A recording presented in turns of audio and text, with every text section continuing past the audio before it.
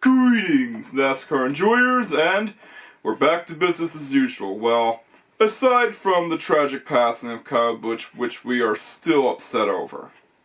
First up is the Truck Series race where we have James Clark doing the national anthem. And we get another rain delay. Dang it!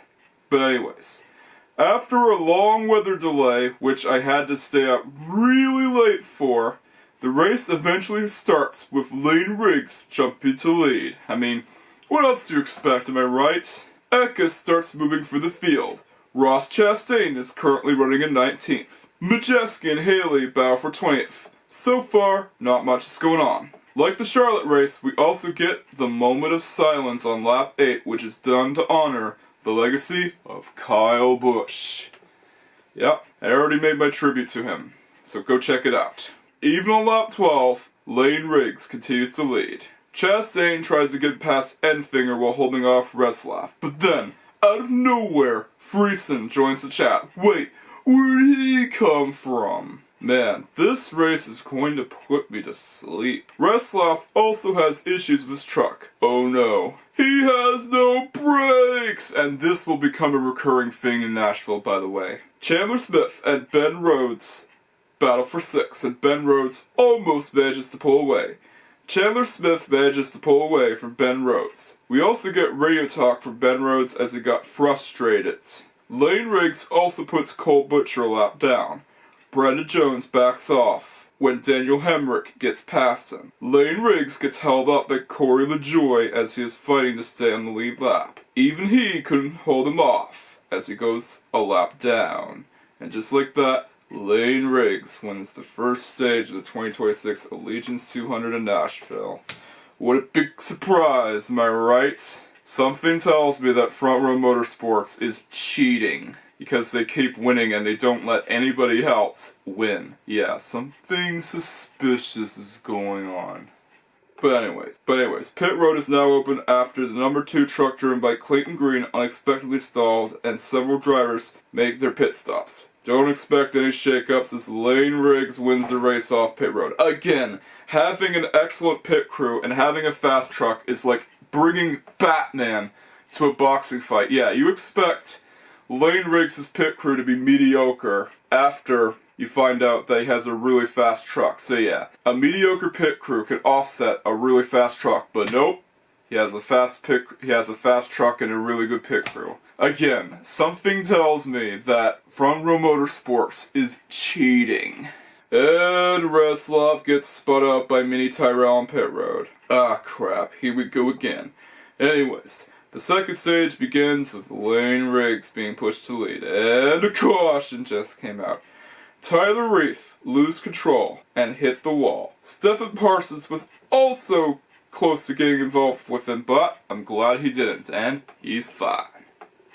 The race restarts with, yep, you guessed it, Layne Riggs continuing to lead. And another caution just came out. Carson Ferguson gets loose, wrecks out, and gets massive damage done to his truck. No, not another ram instance. Seriously, like, how many ram incidents have we seen over the last couple of weeks? Way too freaking many. Yeah, I feel your pain, Jesse Love. They really need to do better on the restart so we could get the race started already. Anyways, the race restarts with Riggs continuing to lead. Eckes and Honeycutt battle for second. And their caution just came out. Garcia and Jesse got involved with each other and not even Tanner Gray is safe. Frankie Muniz, thankfully, avoided disaster. Man, I cannot believe that the Rodney Atkins truck wrecked out. Jesse Love is also out of race. Oh, anyway. Crap. Sutton gets penalized for a restart violation. Dang it! It happened again. But anyways, the race restarts with, yep, you guessed it, Riggs continuing to lead. Holy crapper! Chastain is in 5th, and the caution just came out for debris. Just get the 98 truck off the track already. Cole Butcher also comes down to pit road. At least he's still in the race. Ross Chastain also came down to pit road. And Giorgio gets penalized for going too fast on pit road. Not again. Anyways, the race restarts with Riggs continuing to lead. Enfinger and Rhodes battle for 5th. Resloff gets past Butcher and tries moving up. After multiple cautions, Layne Riggs wins the 2nd stage of the 2026 Allegiance 200 at Nashville. I mean, what a big surprise, am I right? But anyways, our next race off pit road begins, and this time Parker Resloff wins the race off pit road. The 3rd and final stage begins with Chastain being pushed to lead. Caruth does a good job of pulling away from Anchor thanks to a push. Caruth then takes the lead. Riggs fell back to 12th and he's now in 13th. Holy crapper!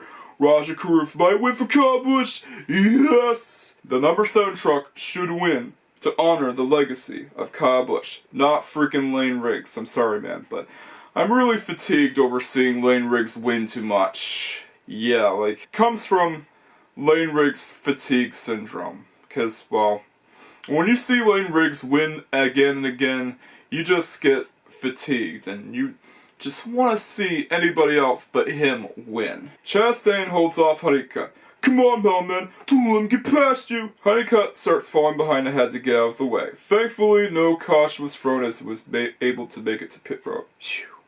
Never mind, the caution came out.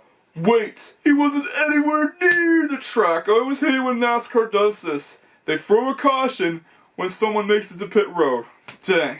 NASCAR officiating, am I right? Now, this will give Ross Chastain a chance to pull off that sweep, although he's not doing the freaking O'Reilly Series race, which is a shame considering that he should do the Kyle Busch sweep. Should do what Kyle Busch did. Enter the truck, O'Reilly, and Cup Series races and pull off that awesome sweep. If there's anyone that I want to see do that sweep, it's Ross Chastain. Because of battery issues, he'll go several laps down, and I'm referring to Kane Honeycutt, by the way. Riggs comes down to pit road again, but he won't have any chances to win now. That is unless if attrition is involved, because believe me, this race was really attrition heavy because the Truck Series drivers are terrible at restarts. The race restarts with Caruth trying to hold on to the lead. Riggs was able to avoid another incident, but he lost even more positions. Chandler Smith has moved up to 4th. Riggs starts moving through the field, and the caution just came out. Ben Rhodes loses a wheel while having contact with Corey LaJoie. The race restarts again with Chastain and Caruth battling for the lead. Caruth takes the lead. Chandler Smith takes 2nd. Perez almost got into the wall when he blocked Riggs. Chandler Smith and Rajah Caruth battle for the lead. Riggs gets past Chastain. An intense battle ensues with 3 to go. Ah crap, Rajah Caruth didn't win.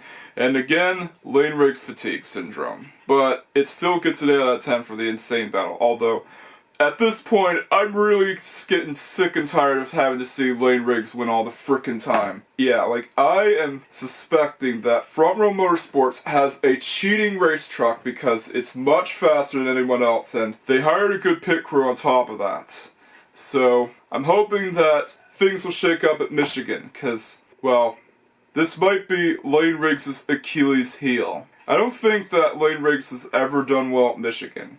Had attrition not become a factor late into the race, we would have seen Rajah Caruth take a win, but oh well, it is what it is. Hopefully, the O'Reilly Series race will be better. But anyways, it is time to sign off. Thank you for watching. If you liked this video, then you know what to do. Don't forget to like, comment, subscribe, hit that notification bell just in case I already done so. Catch you guys next time, and peace out. Greetings, NASCAR enjoyers, and we continue our Nashville weekend with the Sports Illustrated Resorts 250.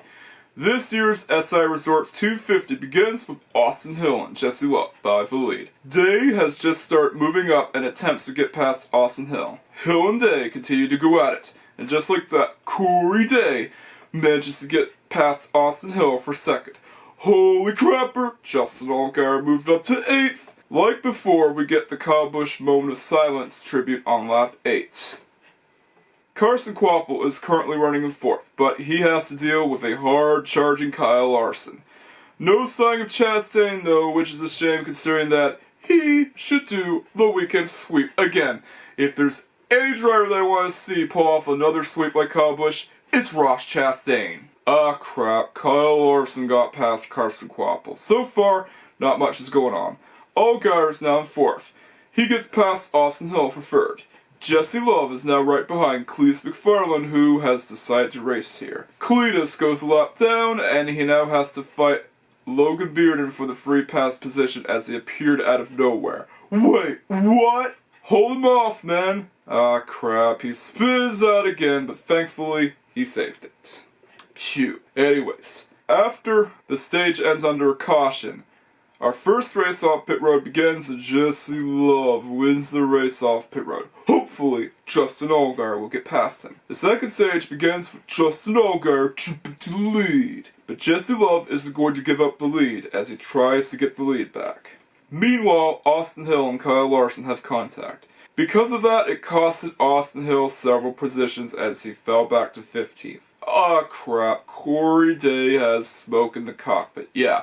First time I heard of that issue, by the way. He should bring his car to pit road if that happens. Corey Day loses 4th to William Sawalch. Brent Cruz has also joined the chat. Jesse Love and Justin Allgaier continue to go at it. Come on, man, don't let him get past you. Ah, crap, Jesse Love got past him. Frick. But Justin Allgaier isn't going to give up just yet. And just like that, Justin Allgaier gets the lead back until he loses it. Now, this is exciting racing. Justin Allgaier gets the lead back again. Jesse Love tried to retake the lead, but Justin Allgaier holds him off and wins the second stage of the 2026 SI Resorts 250. But anyways, our next race off pit road begins, and once again, Jesse Love wins the race off pit road. Ah crap, Justin Allgaier has issues on pit road. Yeah, that's the last thing you want to see. Issues for Justin Allgaier on pit road. The third and final stage begins with Jesse Love and Clarkson battling for the lead. Jesse manages to pull away, but Justin Allgaier is right behind him. Larson gets loose, but he saves it. Cruz and Allgaier battle for second. Come on, man, don't let that rando get past you. Ah, crap, Brent Cruz got past him. He has now gotten right behind Jesse Love. Brent Cruz somehow got past Jesse Love. Wait, what? Jesse Love comes down to pit road for a tire issue. Justin Allgaier is in danger of losing second to Corey Day. Resloff and Sammy Smith continue to battle for ninth. Larson gets past Resloff and is trying to get past Sammy Smith. So far, not much is going on. Sammy Smith comes down to pit road and Clarkson then joins in after. Parker Resloff is also seen making his pit stop. Allgaier is next to come down to pit road.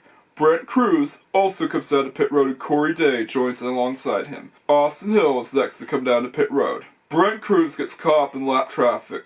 And Cletus McFarlane spun on a pit road. Man, that was really bad. Hopefully that'll be something to learn for next time. Justin Allgaier is right behind Brent Cruz as Jeremy Clements holds him off. Holy crapper! Justin Allgaier takes the lead. Yes! That's what I want to see. Justin Allgaier beat that rando. Cruz then tries the crossover move. This is getting really exciting. Cruz then tries the bump and run, but Allgaier still keeps the lead. Yes! Justin Allgaier pulls away. That's what I want to see. Justin Allgaier beat a young rando that just appeared out of nowhere and shouldn't even try to win a race. Sorry, Brent Cruz fans, but I don't know much about Brent Cruz. Never mess with the undefeated Nashville champ. On the final lap, Justin Allgaier takes the win and adds another guitar to his collection. Although, now that I think about it, I actually feel bad for Brent Cruz getting robbed of his first victory. Yeah, sorry about that last statement, but yeah, I changed my mind. I think Brent Cruz definitely does deserve his first win. Any driver does, but it's still great to see Justin Allgaier win regardless. The race gets an 8 out of 10. It's always great to see Justin Allgaier win. But anyways, it is time to sign off. Thank you for watching. If you like this video, then you know what to do. Don't forget to like, comment, subscribe, and hit that notification bell just in case I've already done so. Catch you guys next time, and peace out. Greetings, NASCAR enjoyers, and we're at the main event. We also get the hardiest throwback scheme that appeared late. Seriously, I know it looks great, and it's one of the best looking throwback schemes in my opinion, but too late because, well, the Darlington throwback race was, yeah, it already happened. But still, better late than never, I suppose. And the race gets rained late. Not again. Also, the Grand Marshal said, gentlemen, start your engines instead of the usual drivers, start your engines. Anyways, this year's Crackle Barrel 400 at Nashville begins with Denny Hamlin jumping to the lead. Oh no, that's not good. Reddick takes second for Suarez. And as you might have suspected, Denny Hamlin might get penalized for jumping the start. Ah crap, here we go again. He got penalized for jumping the start, and that causes Tyler Reddick to take the lead. Christopher Bell appears out of nowhere and takes second away from Suarez. We also get the lap 8 tribute to Kyle Busch. Blaney gets loose when Byron gets past him. Reddick continues to lead. So far, not much is going on. The caution just came out, but it's not for an instant though. It's a competition caution. Several drivers come down to pit road during the competition caution. Wait, what's this? Shane Van Gisbergen wins the race off pit road. Holy crapper, his pit crew got better. Yeah, Shane Van Gisbergen is not known for having the best pit crew, but they've still done an excellent job beating everyone on pit road. So, credit where credit is due. Also, issues for Carson Hocevar as his pit crew had trouble taking the tape off his car. Anyways, the race restarts with SVG and Logano vying for the lead. Reddick starts moving for the field and he takes second from Logano. Come on, Reddick, don't let Kyle Larson get past you. Yes, he held him off. That's what I want to see from Tyler Reddick. Him holding off Kyle Larson. Ah crap, he got past him. Just don't let him get past SVG. Contact ensues and SVG holds him off. Christopher Bell tries to get past, but he gets blocked. Oh no, not again. Kyle Larson got past SVG. Christopher Bell better get past him. Bell and Larson go out for the lead. And another caution just came out. No, not Connor Zillage again. I cannot believe that he got into another incident. Here's to hoping that he'll do better at Michigan. We also find out why he hit the wall. One of his brakes blew up. Yep, he's done for. Dang it! Anyways, our next race off pit road begins. This time, AJ Allmendinger wins the race off pit road. The race restarts with Herbst and AJ bound for the lead.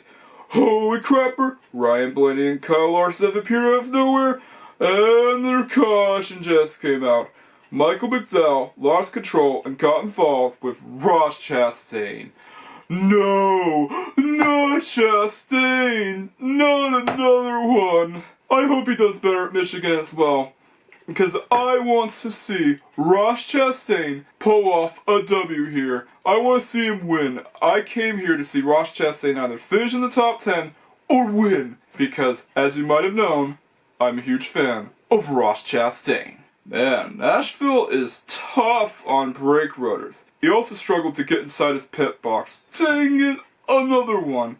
And that means that he's in the garage. Frick. Anyways, Carson Hocevar comes down to pit road and Priest joins in alongside him. The race restarts with Blaney and AJ battling for the lead.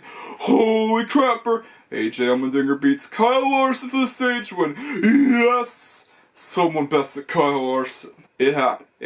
Meaning that Kyle Larson isn't always the best driver in the world. And Ryan Priest had to go to the garage. Another one. But anyways, pit road is open and a few drivers come down to pit road. The second stage begins with Kyle Larson jumping to the lead.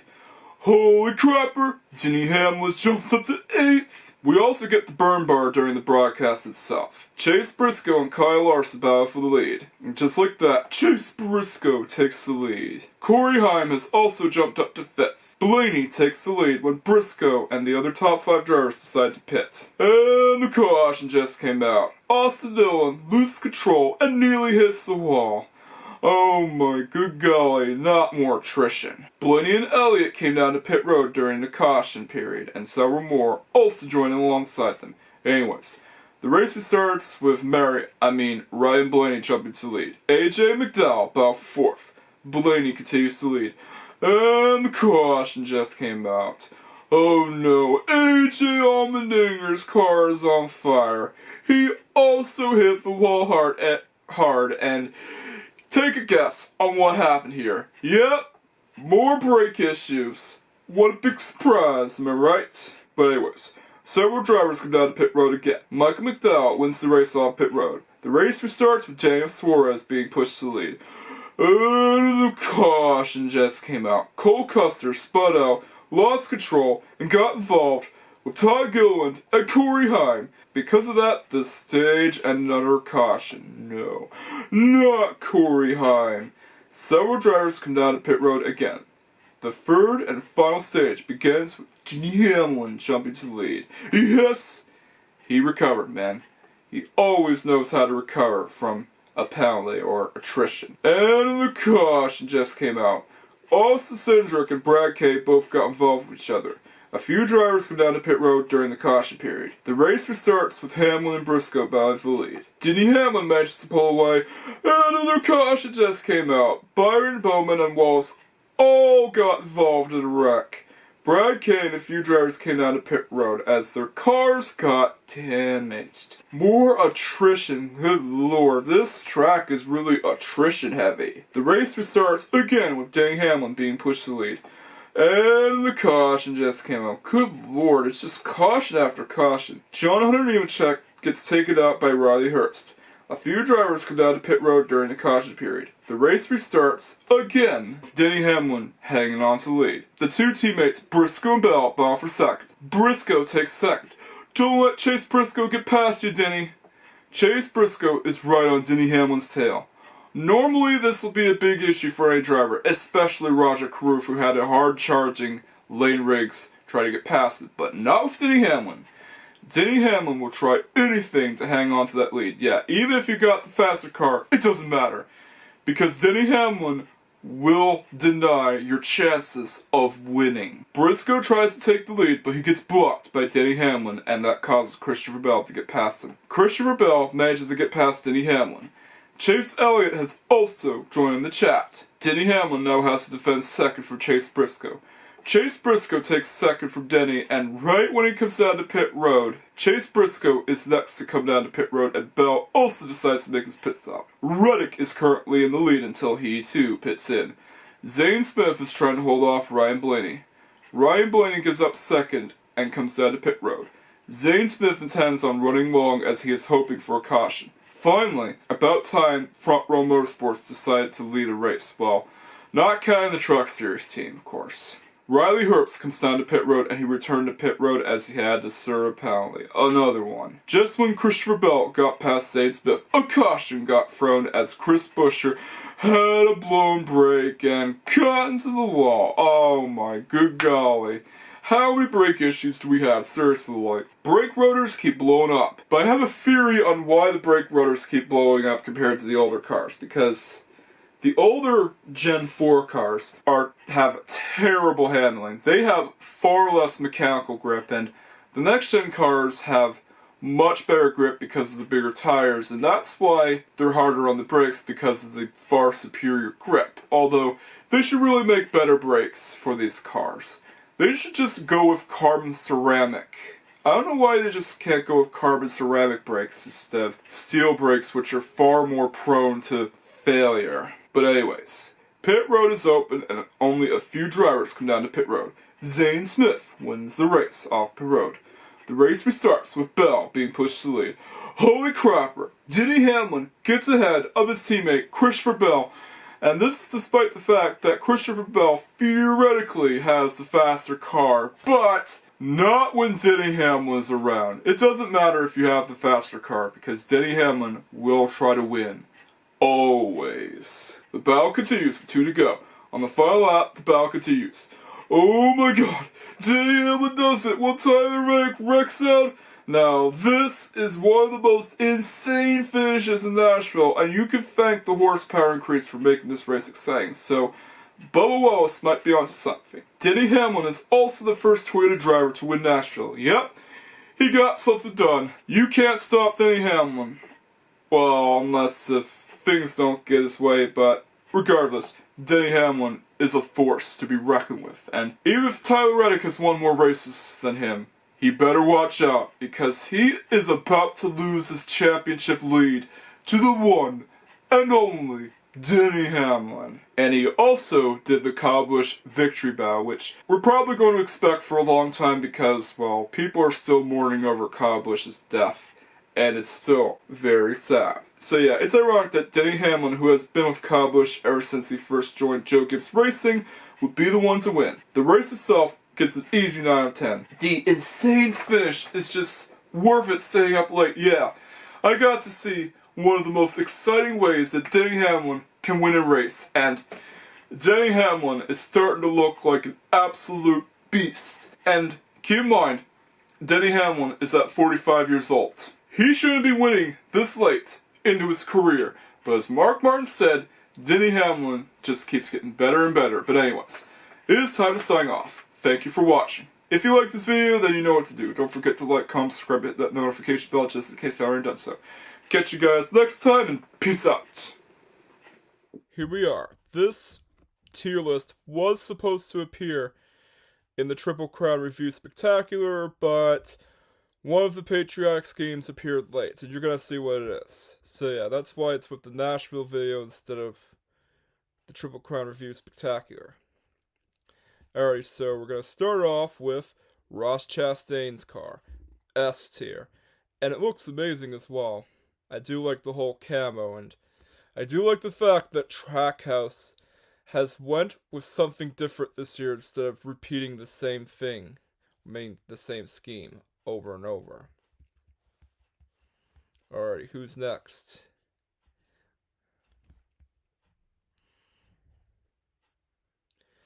Yeah, unfortunately, I don't think that Austin Cindric has a patriotic paint, from what I could tell, but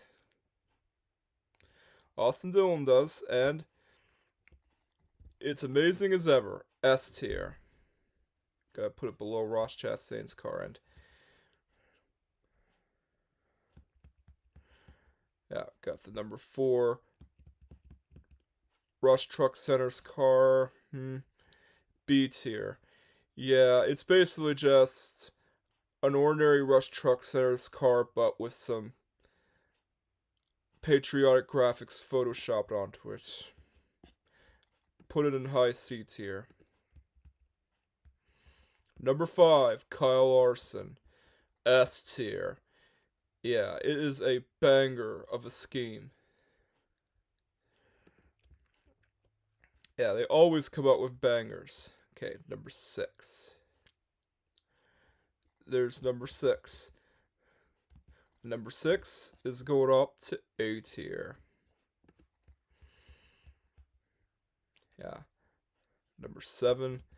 I do like this scheme, by the way, and because it's the car that won, it'll be right up there with Ross Chastain, his former teammate. Yeah. S tier. It won the Coke 600. Well, this year's Coke 600. It's ironic that Daniel Suarez, who used to become Ross Chastain's teammate, won this year's Coke 600, but was range shortened. Okay, let me see. What else?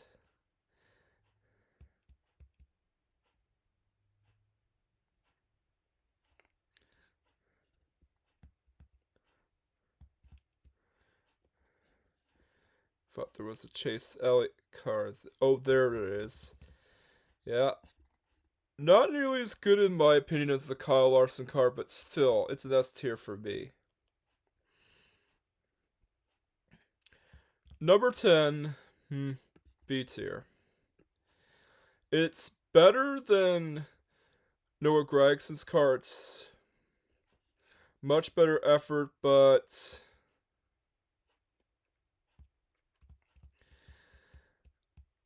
it's still the bare minimum for what you have for patriotic schemes. Okay, number 11. National Debt Relief car. Yeah, high A tier for me. You gotta rank it above Brad Keselowski's car. Number 12, in my opinion, it's not nearly as good as the other patriotic paint that Ryan Blaney has, but it's still going in an A tier. The other number 12 paint scheme, on the other hand, well, that is an S tier. I actually like it over the Kyle Larson one, but not as much as Daniel Suarez. Tyler Reddick's car is right there with Denny Hamlin, A tier. Yeah, not nearly as cool as the HendrickCars.com patriotic paint, but it does the job. Alright, number 16. Number 16 is only slightly better than Brad K's car. It's going in A tier. Number 17, high B tier for me. Yeah, Brad K still has the better patriotic scheme. Number 19, though, that is an easy S tier for me. I always like it when Chase Briscoe has this patriotic Bass Pro Shops paint, though. Although, in my opinion, it is not nearly as cool as Christopher Bell's car, because I do like the whole concept of it being light blue, so it's an easy S tier for me. It kind of reminds me of the Japanese Air Self-Defense Force or Russian planes with the blue camouflage.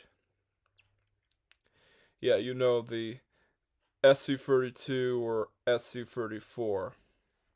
Those kind of planes. Number 22, yeah, not nearly as good in my opinion as Ryan Blaney's, but still an S tier for B, though. 23, though, well, it is a high A tier.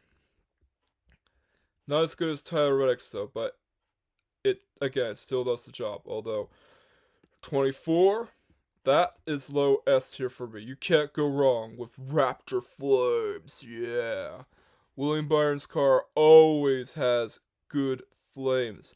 And the number 33 car, yes, I put this there instead of Kyle Busch's car because, well, it was never, for one thing, it was never raced in the Coke 600, and for another, the 8 car was renumbered, so that's why it's there instead of the number 8 car, and it's pretty sad that Kyle Busch passed away, but S tier, and we're gonna put it above Ross Chastain's car, cause I'm gonna do that as a salute to Kyle Busch.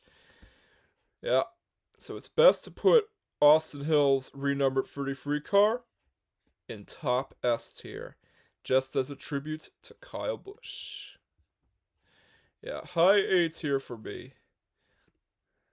Well, it's still a pretty good patriotic scheme for Aaron's, although not nearly as cool looking in my opinion as AJ Allmendinger's paint. Yeah, the number 41, that's A tier. Yeah, number 42, that is high A tier for me. Number 43, again, that's high A tier. Number 47, yeah. That is another C tier car. Doesn't look very much patriotic. Yeah, it could basically be passed off as just a normal car, but 48 though, that is an S tier.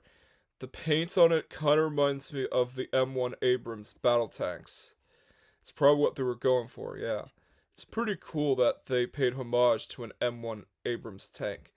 Number 51. Yeah, because Evil Knievel's on there. You can't go wrong. A tier. Oh wait, S tier. We're putting in low S tier because Evil Knievel. Number 66 is the bare minimum, in my opinion. It's F tier for me. Like, it doesn't even count as a patriotic paint. Number 71.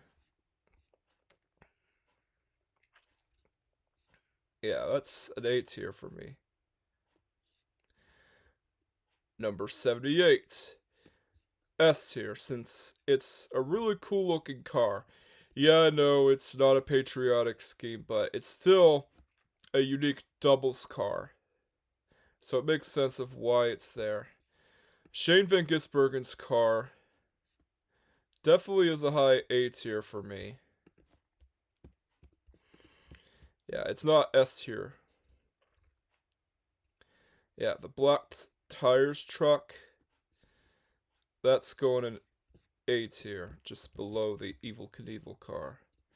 And the same thing goes with, well, not the number 19 truck. Yeah, it's just the bare minimum. Being slotted between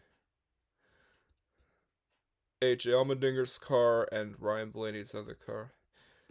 22.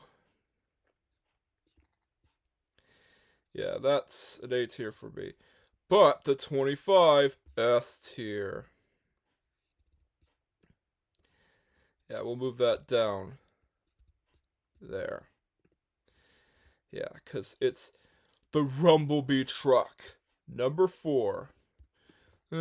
B tier for me. Number 42. Yeah, that's another B tier scheme. 44, though, that is high A tier for me. But Ross Chastain, that is an S tier.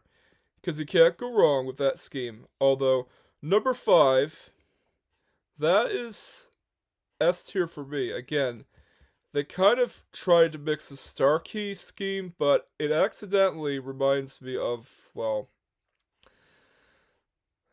the blue camouflage planes that you see with Japanese Air Self-Defense Force and the Russian Air Force, especially the SU-32 or SU-34.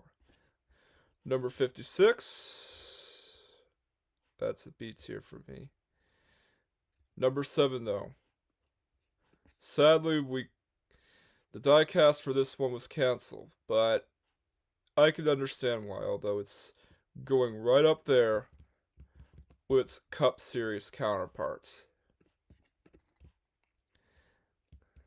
Yeah, 81, that is B tier for me. Yeah, the Canada Dry car, of course, is going in S tier. Because it is a really cool car. It's a unique paint. Yeah, no, it's not patriotic, but it's still pretty cool, though. A tier for Sheldon Creed's car. And this one, just like the other ones, it's going in S tier. Yeah, we have a trio of HendrickCars.com salutes. Yeah, I do like the Starkey one. Not nearly as much as the Rumblebee, but still, S tier. Number 19, I don't even know if that counts as a patriotic scheme, but it's still slightly better than the 66 one. The 2, it's in high A tier. I still like Shane Van Gisbergen's car better. Number 20, yeah, it's the bare minimum for what could be considered a patriotic scheme, so it's going in D tier. 21, yeah, I might have more respect towards Austin Hill thanks to him having to be in an unfortunate scenario where he replaced Kyle Busch because of a tragic passing. So, S tier. 26, B tier for me. But this one, oh man, this might be my third favorite one. S tier, yeah, it's a throwback scheme, not a patriotic scheme, but it's still reminiscent of Dale Sr.'s, well, one of Dale Sr.'s cars at Charlotte, and it's really cool. They did a banger job on it. And this one is S tier. Same thing goes with this car.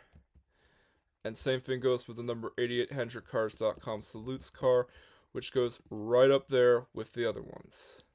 And last but not least is the number 9 Carolina Carports car, which actually has a rather interesting quirk about it, as it's based on a prototype car that Dale Sr. ran, so it gets points for that. It's an S tier for me, because I do like the concept that they replicated a never-before-used scheme. You don't usually see that with throwback schemes.